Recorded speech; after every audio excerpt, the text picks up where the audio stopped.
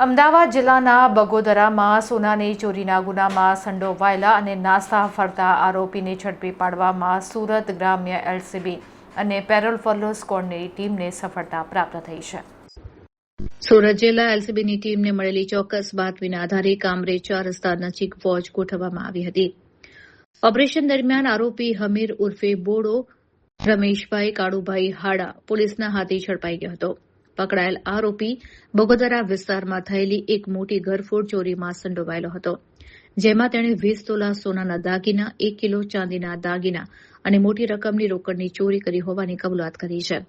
ઝડપાયેલો આરોપી હમીર ઉર્ફે બોડો કોઈ સામાન્ય ચોર નથી, પરંતુ એક રીઢો ગુનેગાર છે.